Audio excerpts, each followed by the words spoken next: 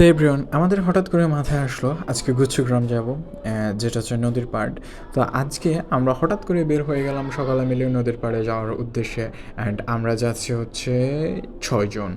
And সকলে হচ্ছে মোটামুটি স্টান করে অ্যান্ড কিছু জন রাইডিংও করে। তো আমাদের যাওয়ার পথে বাতাসের জন্য কেউ হুইলি দিতে পারতেছিল না। তো একটা চ্যালেঞ্জ হয়ে গেল, সেটা হচ্ছে আমাদের মধ্যে কে কত দূর হুইলি নিয়ে যেতে পারে। অ্যান্ড যারা হচ্ছে হুইলি প্রপারলি পারে তারাও কিন্তু হুইলি বাতাসের মধ্যে দিতে পারতেছিল না, কারণ হচ্ছে অনেক বেশি বাতাস, যার কারণে সাইকেলটা অন্যদিকে চলে যাচ্ছে। মাঝখানে আমি একটু অফ রোডিং করে ফেললাম। তো চ্যালেঞ্জ প্লাস অফ রোডিং সব কিছু করতে করতে আমরা চলে গেলাম নদীর পাড়ে। মুসাফর সি বিচ অ্যান্ড গুচ্ছগ্রাম দুইটা হচ্ছে একসাথে এক্সপ্লোর করলাম আর কি। অ্যান্ড নদীর পাড়ে এত পরিমাণে ঢেউ ছিল, যেটা হচ্ছে আমরা আশা করিনি। তো মোটামুটি এই দিনটা ভালোই গিয়েছিল অ্যান্ড মজাও লাগতেছিল। নদীর ঢেউ প্লাস ওয়েদার জাস্ট বলার বাহিরে।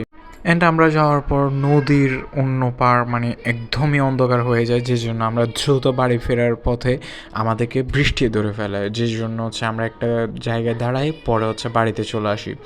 অ্যান্ড আস্তে আস্তে অন্ধকার হয়ে যায়, ওই জন্য আর ভিডিও করা হয়নি। তো দেখা হচ্ছে নেক্সট ভিডিওতে ইনশাল্লাহ। টাটা রাপ্পান খুদা হাফেজ।